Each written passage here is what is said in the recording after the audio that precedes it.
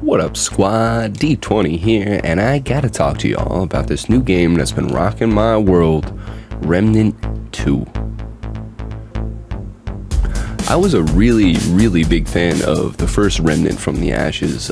Played a lot of it, co-op, solo. I think I got every single weapon, and I had a blast. I've been hyped for the sequel for a long time, and I gotta tell you, I'm about 20 hours in, and it has not disappointed. For those of you unaware, I guess the elevator pitch for the Remnant games is Dark Souls, but with guns. Although, of course, there is a lot more to it. So for today's video, I just want to give a little rundown about what to expect should you hop into this wonderful new game.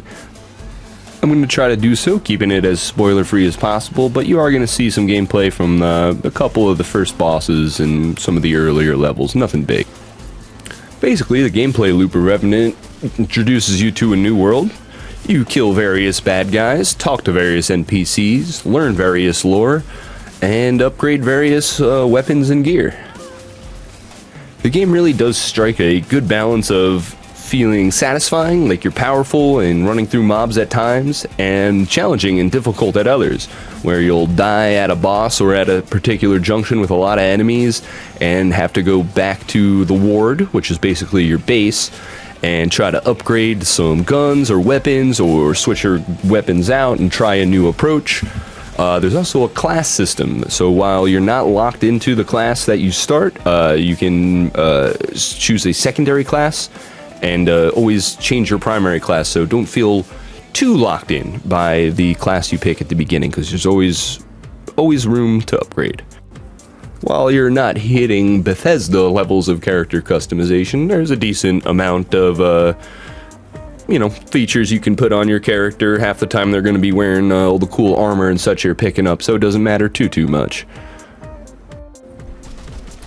So as you progress through the different levels, there's I believe 4 worlds, and they're randomly generated. So for sake of argument, let's say there's 10 different dungeons, let's call them, either bosses or dungeons that will give you a piece of unique gear. In one playthrough, you may only get 4 of those potential dungeons. So as you beat the first world, get your 4 levels, continue that to the end of the game, then you go through the game, and as you redo those levels, you get a chance to spawn a different instance of the level. So if you got dungeons 1, 4, and 5 the first time around, you might get dungeons 2, 6, and 7 the second time around, and then you'll also be getting the unique gear, either weapons or rings or something like that, for those dungeons. So the incentive to keep replaying is high. Just for transparency's sake, all the footage you're seeing here was recorded from my first playthrough, which was on the easiest difficulty. I do have that custy armor on, at least in this sequence. It's some armor you get if you bought the fancy version, which I don't necessarily recommend. So not the pinnacle of difficulty here. I'm still getting a feel for it, enjoying the graphics. But there definitely is a challenge, but I felt like it is fair, a pretty fair challenge, especially the first time through when you don't have the resources to upgrade your guns. That was very true in Remnant 1 as well. The harder difficulties definitely stop feeling harder once you got like level 20 guns and stuff. You can mow through people. And the cool thing about Remnant that like really elevates it for me as a single player experience is the fact that it can become a multiplayer experience. You can run through all these dungeons again with your buddy. It scales. You can have 2 other friends. There's public lobbies as well. It's great, like, oh hey, I need to rerun the second world because I'm trying to get this gun. He's like, oh hey, I'm on the second world, and you can just hop in a game, help your buddy out. Everything is shared in multiplayer games with the exception of ammo. So don't be an ammo hog, but scrap and everything else is shared. All the other drops are shared, which makes for a great multiplayer experience. In addition, a lot of dungeons and bosses have multiple outcomes where you can only choose one option, so that adds to the replayability a lot as well. For instance, in this boss fight, you can choose not to fight this guy and something else happens. Which is fun, because you do, my tendency to skip through lore sometimes bites me in the ass because I'm not quite sure what I'm agreeing to in some circumstances. But adds to the fun, in my opinion.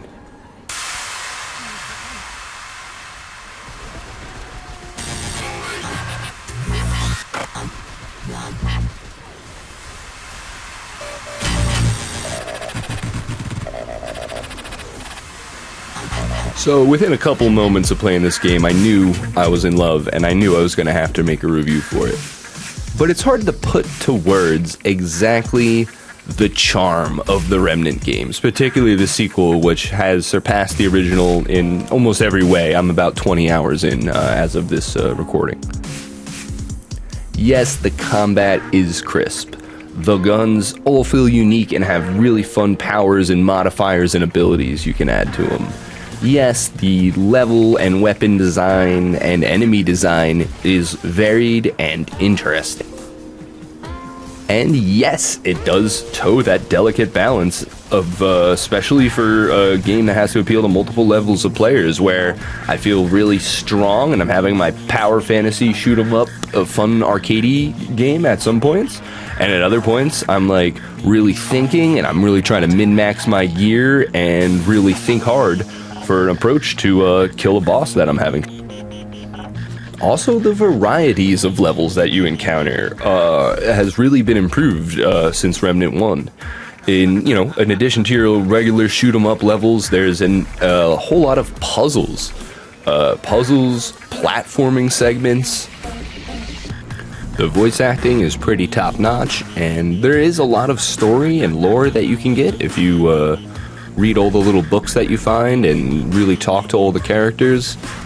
I generally do a playthrough where I care about the lore a little bit more, but my first time around, I'm kind of just mashing the skip button on a lot of the dialogue. Not all of it, but some of it, especially when I'm in a good shooting mood. And you can really learn a lot, and sometimes you really need to read those books to solve some of the puzzles, though I was a little cheaty boy and I did Google a couple of them just for expediency on my first run through. But hey, that's the beauty of modern gaming, is you have the choice. You could try to figure it out yourself, or you could save an hour of your precious gaming time and see what good old Google's got to say. Graphically and design-wise, the game is beautiful, improvement on the first in almost every way.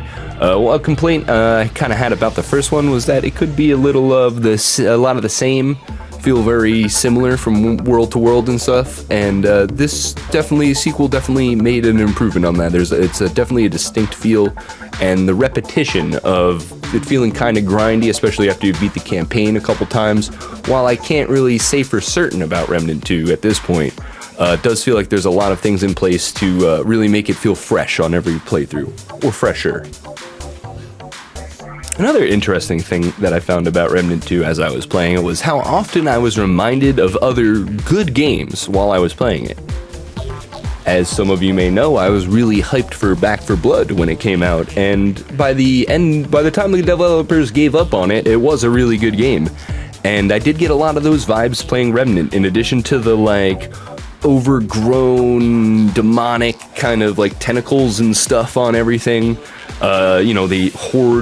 The horde elements of getting overrun by a lot of enemies, the fact that you can melee is actually greatly improved in this game from the first. It definitely gave me vibes. In this one sequence, you're fighting these demonic little nurse things. I got Silent Hill vibes. My one character's bonus perk, he does a little Fusro Da thing. I got Skyrim vibes. So this game feels like a mash of just a whole bunch of games and genres that I enjoy. And on top of that, it's got the really satisfying shoot and loot, getting new gear and stuff, and it hit my dopamine gland. It kept me interested aesthetically, and this game has really been firing on all cylinders for me. It's something that I think it's better played than perhaps described to you, but I'm doing my part. So yeah, I think that's going to wrap it up for my 20 hours in review of Remnant. I'm on what I believe to be the final boss right now. He's a doozy. So I think I'm probably going to run a little adventure mode, try to level up a little bit, and take him out. And then who knows, maybe I'll try to come out with a little tips and tricks video. And in the meantime, I suggest you give Remnant a shot. It's a little cheaper than most AAA titles, and I think it's going to be worth it. If anybody out there in the squad needs a little help, hit me up. We can run some dungeons.